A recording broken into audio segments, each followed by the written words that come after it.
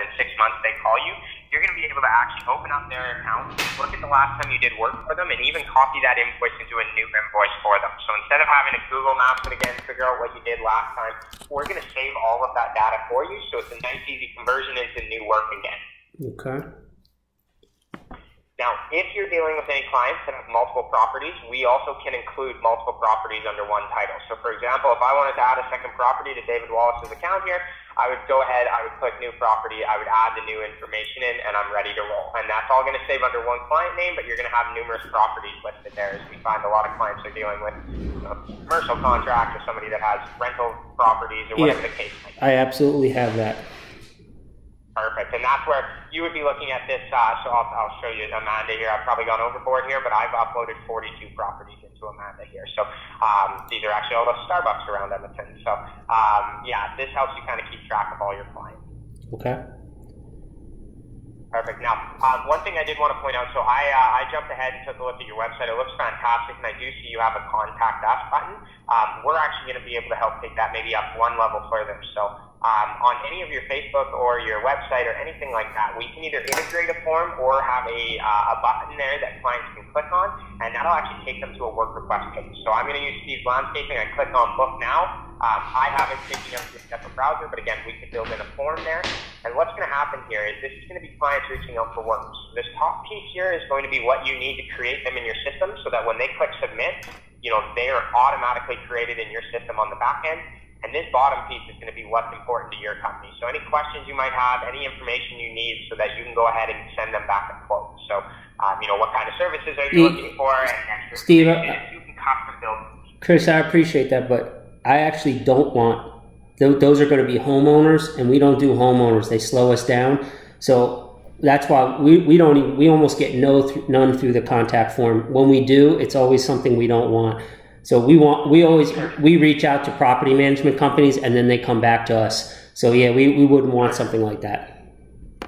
Awesome. Okay, so we'll skip this whole thing then. We'll jump straight into what it'll look like when you get a request coming through. So obviously, you're going to get a phone call, and you're going to have a client that wants to quote on a property. So you can either go ahead and book yourself for a request to remind yourself to Google Maps right away, or you can even generate the quote with them on the phone. So, or at least get most of the quote completed well on the phone, and then leave it in draft so you can go ahead and Google Maps and get prices through. But basically, what this is going to look like for you guys is you receive that phone call. Either it's going to be a current client, in which again we're going to be able to pull up their past information and re-quote them what we did last time, or we create them into a new client where we gather the the general information, address, contact, all of that good stuff, and then you start the quoting process. So what I'm going to do is I'm going to highlight a customer of ours here, David Wallace. I'm just going to choose one we've already built. Now, on every single quote, every single job, you can actually on the back end build what we call custom fields. And this is going to be information that's unique to your company. You build these out, and this is probably stuff that these are questions you probably want answered on every quote that you do. Or maybe it's gate codes, maybe it's water source for when you get there. You can add those type of questions here so that these are unique to your company. Okay, perfect. Perfect. Now, of course, line items, you can custom build the titles on the back. I would imagine it's gutter cleaning, and you would, so you could pre-build however you want to build. So you've got products, services, all of that here, and you can actually do it by unit cost. So if you're doing by square foot or by foot, you can go ahead and have a unit cost associated and go, it looks like it's 50, and go ahead and punch that through, and it'll do the math for you to convert all of that over. Chris, I got a question because, I never quote over the phone because it might be like 60 buildings or something, and they're all different. Totally. So we actually put it into our own. I have a algorithm, so we put it in there, and then I have my assistants put different things so we can figure out the price. Then, so if we had like 30 of them in Google Sheets, could we pull that into this quote system? Because right now that's what we're doing. We're merging it into a quote system. Unfortunately, I don't think you'd be moving it straight. There is no straight integration where you'd have all of those come in here. Now, what you could technically do is... No, all I would need is the product, service, the price, and then, of course, their name. Or would we have to enter that data again? Yeah, what I would suggest in that sense is, again, add the customer here, so you would have that customer data in here, but then what I would do is I would skip the quoting process entirely, unless unless you wanted to use us. So there's really kind of two ways to do this, and this is where it's going to come up to you to kind of decide what's easiest. If you still want us to be the ones sending the quote off, what you could do is you could use your estimating tool, create a new quote, and then simply put in the line item, gutter cleaning and the total amount. So it'd be less specific there, but basically we would handle your outward quoting. So we would handle it being sent off to the customer either via text message or email. They're going to have their own personal client hub where they can go onto it and improve and edit and all of that. But as far as uploading, there is no real sync over where you would just say, here's the quote, put it in here. So you would have to go basically. When you mean you send the quote, it's coming from a jobber? No, it comes from you. So what happens here is you'll send off a text message or an email. It'll come, and then they'll have basically a PDF copy from you guys. They'll have a link to their own personal client hub. Okay. Awesome. So what I would say is that would probably be the easiest way, is to still have your tool kind of auto-generate it, and then you guys just have a general product and services, and then you would just type in the... we'll just add the data. Okay, gotcha. Awesome. So once the quote's complete, though, like I said, you can go ahead and you can email it off to the client. I don't think I have a phone number associated, so you can't text it, but you can text or email it off to the client as long as you have, their text or email. Oh, I do. So it'll always be... we always send it on email. Perfect. I have a question. So you can email this off as well. We always reply to their email with the quote, so we know it doesn't go in a junk box. Are you guys generating a new email with their email? And do you find that sometimes that ends up in junk boxes? Very rarely. Very rarely does it end up. Occasionally it will, but what we have, and this is where we suggest the texting as well works great, because they're going to get both of them then. But basically, this is what it's going to look like here, and we don't have too much of an issue. Frankly, we have more of an issue from our billing team to you guys, like the account owners, than we do from the account owners to their users. So I would say that we don't. In fact, I've never heard anyone have an issue with this. So okay. That being said, I would imagine it's not a huge issue. I see somebody's an Office fan who did this. Yeah, that's they let me put a little customization on my account, so I run with it a little bit. I love the Office. Awesome. So, and you guys by the way, you custom build what these emails say, so on the back end, you can come up with the template. Perfect. Change anything that you might hear, all of that. Excellent. Awesome.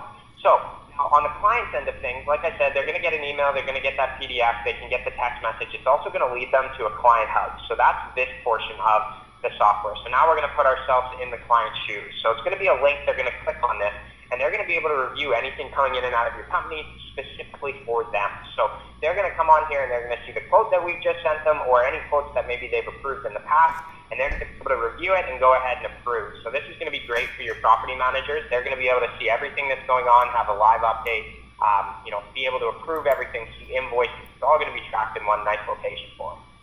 Chris, do you find that the clients go on there, or do they just email you?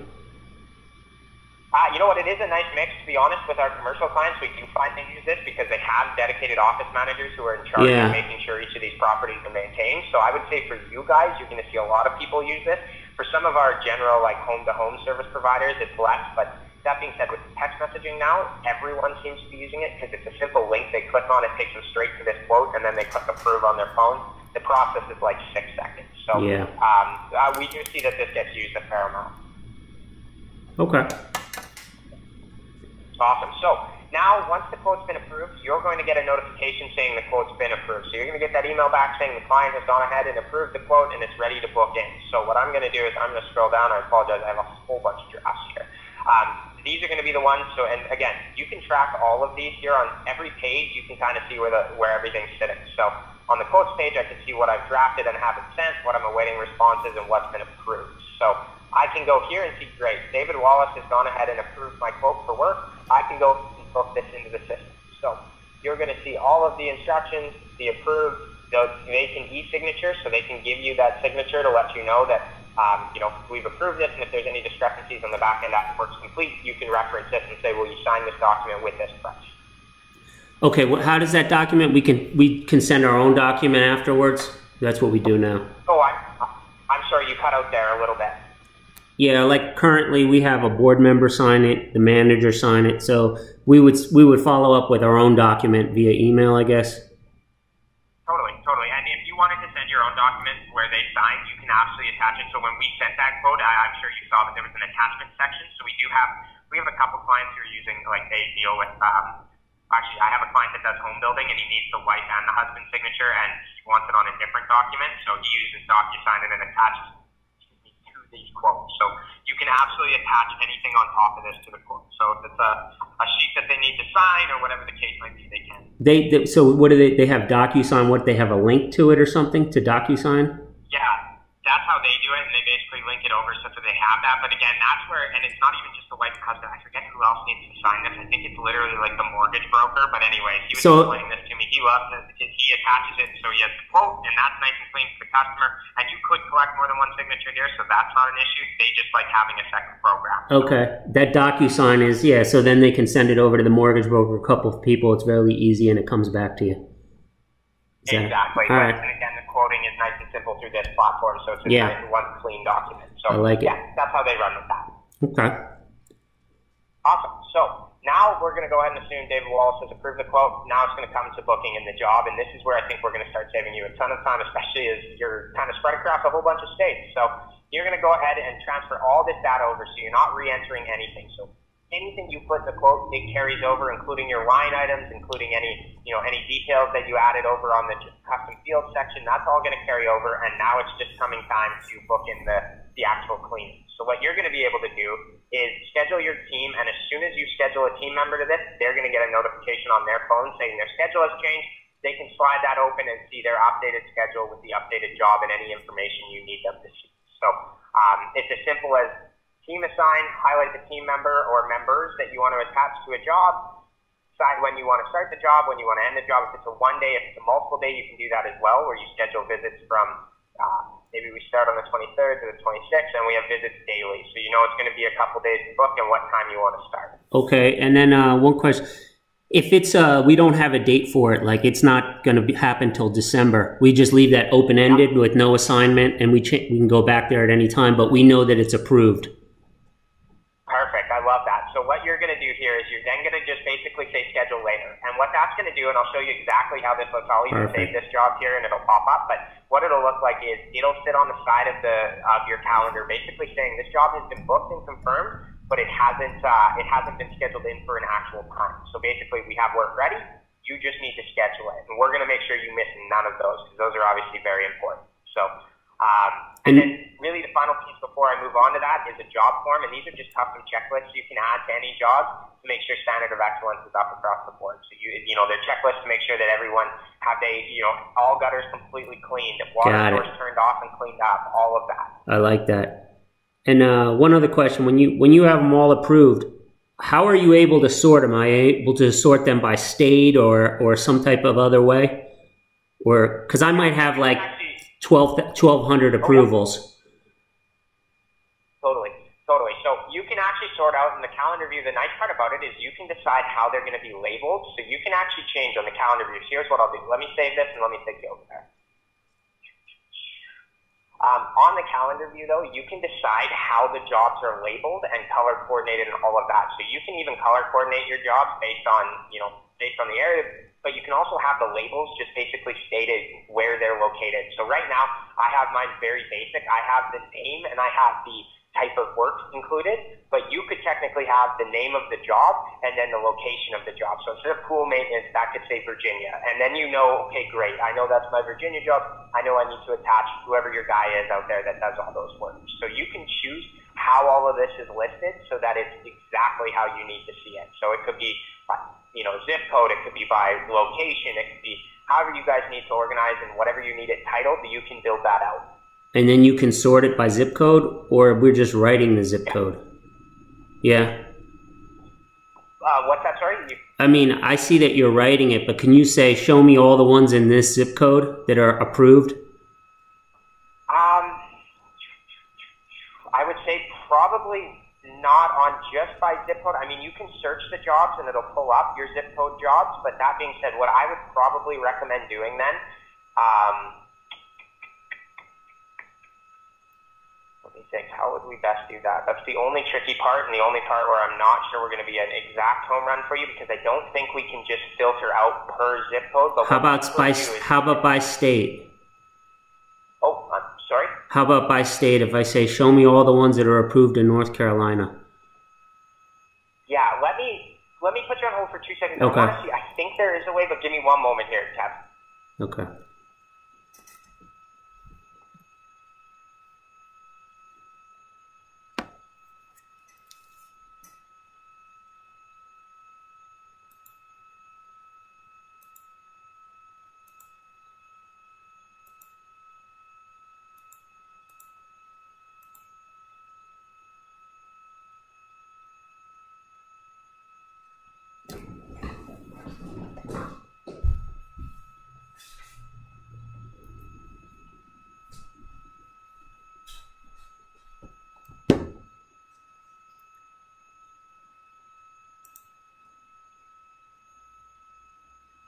For this, you're across 22 states. How many guys do you have working in each state roughly? No, they travel to different states, and then I use a lot of subcontractors in different states. So what would happen is, say they're in Monday, Tuesday, and Wednesday they're in Maryland, and then on Thursday and Friday they're in North Virginia, but they're ahead of schedule on Thursday, so I'm going to try to add something on Friday in that area. So I'm going to want to search those jobs in that area of North Virginia and see what's approved, and then contact that person. I mean, right now I do it on a spreadsheet. It's really easy to do to figure out, you know, what's approved and what's in that area. Totally. So I've got kind of two options here. Neither are perfect, but I hopefully they do work for you here. So the two options are, A, we go ahead and you basically create your employees based on state, so you can color coordinate them on the map and go, great, I see all of these. Tricky part is then, like, you have 22 states plus all your techs, you're going to run out of room pretty quickly. Yeah. The way I would suggest doing it here is definitely by just changing the title name. So all your unscheduled but you have confirmed would live here, and then you could technically search up. So if you made a custom field on every job, you just had the state included. So on every that form, and I'll show you right here, you could do something like this.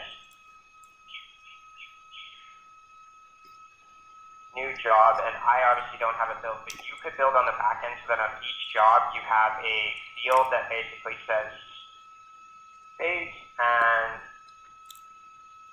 X field, and then that's how you build it out. So on every one of these now, when you type in the state, so okay, you could then search up West Virginia and have all of those pulled. And then the other thing you could do as well is, as long as you have it in the title, you could technically have it listed by city name, so you could have it by location, and then when you're sitting here on your month view, you could have all of them listed, and you see, like, as you run down the list, you'd be able to see each location and go, great, I see another West Virginia, throw it in on Friday because we're ahead of state. All right, one other concern is, like, say I have 61 different jobs on November 19th. How do is there enough room to see all those? Now in our calendar, you can go all the way down to grid view, you can go down to day view. It really is whatever works best for you. Yeah, let's see grid. Something similar. Okay. Grid view, here is your team list, here is all the jobs you have assigned, and instead of mowing, you could have that say the location, so you can have it saying, you know, West Virginia. Okay. You're doing work. I got it. That's easy to do. Yeah, okay. So we can definitely break it down to a very simple, like, list view of all your jobs. So, yeah, don't get too worried about that, because then you choose kind of, we have lots of people who kind of find their favorite calendar view and just kind of roll off of it. So I would suggest that you have lots of so you can there as well. You can rig it a little bit. I got it. Perfect. So okay, so that is really the creating of the jobs, and of course you can book it in, you can attach employees, all of that. Now, are you going to be looking to do invoicing through the software as well? Yes. Perfect. Okay. So what that's going to look like here is, once a tech completes the job, they're going to go ahead, and I should definitely mention this, we have something called permissions on our software, so you can choose what each and every one of your techs can and can't see and can't do. So you're going to have full control over if they can see pricing that you offer the client, if they can see other schedules, you'll control all of that. So right. If you want your techs not to invoice, not a problem, you can turn that feature off, and as soon as they complete a job, it's going to let you know, and that'll live in the required invoicing section. Yeah, I'm just going to let them know when it's done. They don't see the price or anything. Perfect. And you can change all of that. So that is however you want to set that up. That's completely up to you. So But once it's done, you're going to see everything that's been completed. You're going to see that it has been completed, and you can go ahead and generate an invoice. So it's as simple as taking the work you've already done, clicking the bright green button there, and it's going to then pop up their invoice. So now we do have batch invoicing as well. So if you're doing like 10 jobs for a customer, you can put those all into one invoice. It'll be broken down per job, but it'll be in one nice document for them. Chris, one question. When they're on a job and they want to attach photos, how many can they attach? Is it sorry, when they're on the job and they're going to attach photos and then you cut out? Like, yeah, when they're on a job and we always take photos of the job. Is there a limit to how many they can attach to that client and that job? Nope, not at all. We are cloud-based. You have unlimited space there, so they can fill it up. If they want videos, photos, you name it, we've got it. When you do an invoice, are you able to attach any pictures?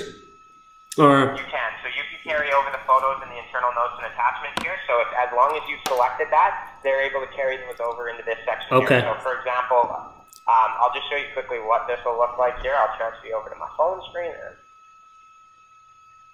Okay, so this is my jobber iPod here. I'm going to go ahead and pretend now that we're an employee and we're going to head to a job and complete one of these. So they're going to open up the app, and again, like I said, you can choose how many schedules they can see. So if they can see everyone's or just their own, I would suggest just making it their own. But yeah, just their own. They're going to see their schedule.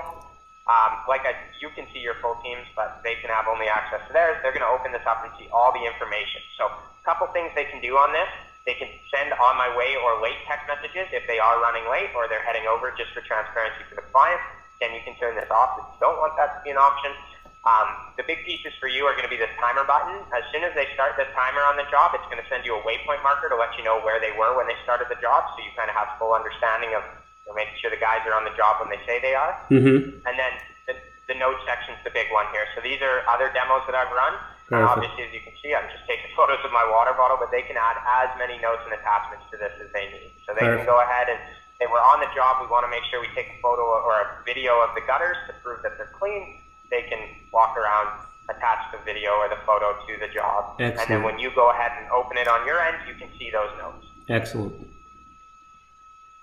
Awesome. And then once they're done, they're going to click Start Timer. They're going to click Mark Complete. And then at this point, if you've turned off their ability to invoice, this won't even pop up. That'll be it. It'll close that job and they're on to the next. Got it. And a question, so okay. if I do it on the desktop, I turn off their abilities, they don't even see it on their app at that point. Exactly. They would see nothing. As soon as they click that complete, they would close that window and they'd be back on their schedule with that job that they just completed grayed out. And then if I let go of somebody, I can just restrict their... How do I restrict their ability to even look at the app? Yeah, so all that happens there is you have complete access. So they're set up through their email and their phone number. You would just go ahead and delete that user. So you could take them completely off and they would have no access at all and that account would be null. Got it. Perfect. Well, it sounds good, Chris. Yeah, and even if you wanted to, so if it's by area, what you can do is you can turn off their access, and then when you replace them, you can update that settings, so you can go into that account if you want them to still see everything the old guy had going on or his schedule. You could then just update that email and phone number with the new guy, and then he could take over from there. Hey, Chris, here's a question on invoicing. I don't know if you can answer it, but all right, different states have different sales tax rates, and then some of them, gutter cleaning isn't applicable for any sales tax. Are we able to enter that in, like we do that in QuickBooks, we enter that in before, so we know every time we invoice certain states that pops up. Are we able to do that on here?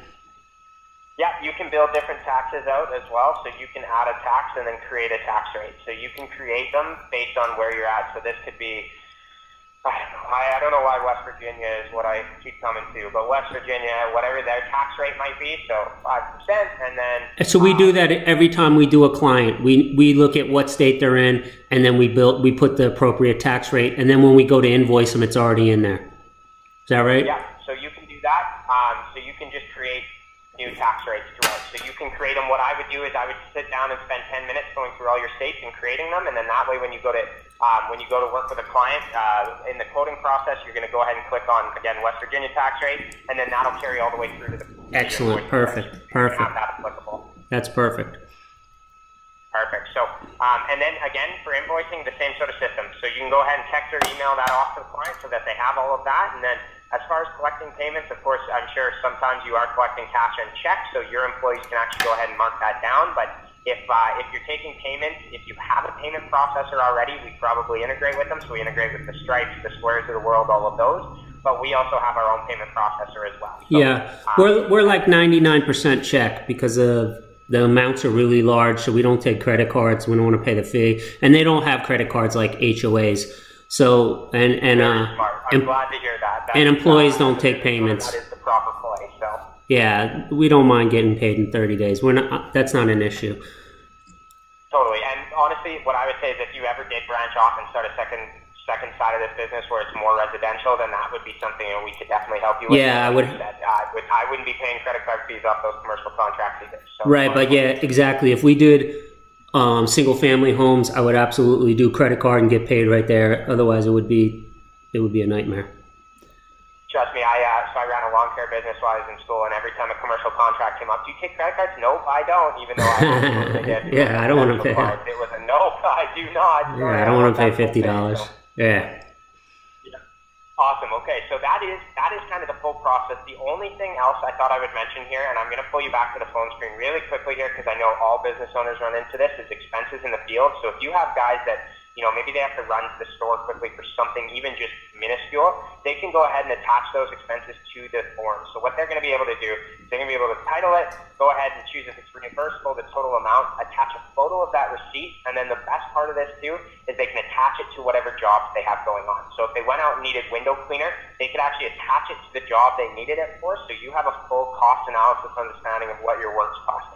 I like that. That's actually good. Yeah, I use a receipt bank now, so they just take pictures of it, but that's this is pretty cool too. Yeah, we're going to get rid of receipt bank for you. So really, I think that is the most, that is 99% of what I wanted to show you. The only other piece here is just waypoint markers. This will just give you, again, an idea. You can run these on any employee you've got going on any day and every time they interact with the app. Chris, one more thing. So like one of our biggest expenses is gas.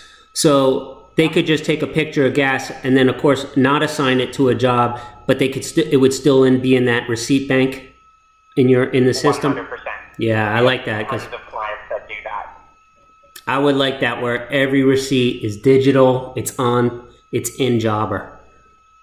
Well, and I'll tell you what, so you can actually run full reports off expenses as well, so we can run your expense report and everything that's gone on. So as long as you have them titling it gas, you can even literally break it down to by item. So you can literally say, great, I see we spent $2,000 in gas this month, or whatever the case might be. You run exactly how you want to run this. So obviously I don't have any expenses on this, but this is where you run that report. Yeah, do they have a drop down for normal things, or can you make can you make your own things, or do they actually write gas? Yeah, they will have to, so under details, they would unfortunately have to just write gas. Okay. Again, hopefully that's not too much for them. That's not, but I'm just thinking if gas is easy, but like if it's something else and one guy writes one thing and another guy writes another word with the one letter mixing, does it still pull, or it won't then, right? Oh, it'll definitely pull. Oh, it'll all live here. It's just you might, when you go to filter it out, you might see two different names for whatever it is. So let's say it was window cleaning and window washing. Those two would come up as different names, but it'll absolutely still pull. Okay, so and I could go in there and we could go in there and edit it if we needed to make it all clean and the same. Absolutely, you can. All right, that's a great. That will be really good. Perfect. Okay, and then I have one final piece I want to run you through here, and it's mostly because you fit in our Grow package, and it's a really cool feature. So we have new marketing integrations here. So are you familiar with the company MailChimp? Yes. Perfect. We have a direct integration with them now. So basically what you're able to do is upload your client list onto MailChimp and build custom audiences and market out to them. So if you wanted to maybe take out all of your, all your commercial clients that you haven't worked with in the last 6 months, and send a reminder to them, because again, you're in the business of repeat work. You can then send a mail campaign out to them using the audience in Jobber, so you can sync your whole contact list and save you hours of time doing your campaigns out. Yeah, we're doing that now in another method, but I don't know if I looked at MailChimp before. It was similar to what I'm doing. Perfect. Well, the option's there, of course. We would never force you to use it, but like I say, it's kind of a cool feature. So now, the only other piece that Grow, and I will say this is we've seen the ROI just come back tenfold on this. So we've introduced something called quote follow-up. So you can actually send in, you can build how your client reminders go out. So for example, for work getting done on buildings, you can decide if you want, hold on there we go. You can decide if you want visit reminders to go out in the morning to those clients, you know, or text message to those clients, an email to those clients saying we're on our, or, you know, you have a job booked for today. But one of the big ones here is going to be your quote and follow-up. So you can actually set custom schedules for when these follow-up on any quotes that haven't been approved. So we're going to do the automating follow-up for you. Excellent. Awesome. And honestly, Kevin, that is the heart of the program. How did it all look? What are your thoughts on it? It looked like I thought it was gonna, because I watched a lot of videos this weekend, and I didn't know about the receipt thing. I like that. But I'm ready. I'd like to start off. This is our slowest month right now, so it's a perfect time to test it with a few, you know, with a few employees, my assistants. So I think you have a package where it's like 10 users or something like that. Yeah, we have the 7-user package, so I can actually take you over there here. Yeah. So we do have the Connect package here. Now, would you say things pick up for you next month? What's kind of the schedule look like for you to start rolling, get a little bit busier as you get closer to the September, October? Our busiest months are, I mean, we're always busy, but it's crazy from October 24th to January 31st, and then again from April 1st to about July 1st. Perfect. So I'll tell you what here. So we've got 2 options. Obviously, the Connect line here you're looking at now, quickly. Everything is month to month. If you want to give it a whirl and make sure you can lock into the annual at any point, but the month to month gives you that flexibility, make sure it's the proper package for you, all of that. So I would definitely suggest starting off with the month to month just to make sure, it's everything you need it to be. Now that being said, if you are interested, like the Grow package is of course what you're going to end up on just based on the size of your company. Yes. I can go chat with my manager to see, it's definitely beneficial getting everyone up and running on this before the busy part of the season. Yeah. I can go chat with them and see what we can do about that price, especially to kick things off, and see if we can kind of make it more friendlier to get you into, your package right off the bat. Okay. Perfect. Give me 2 seconds, Kevin. I'm just going to put you on hold quick. All right. Great.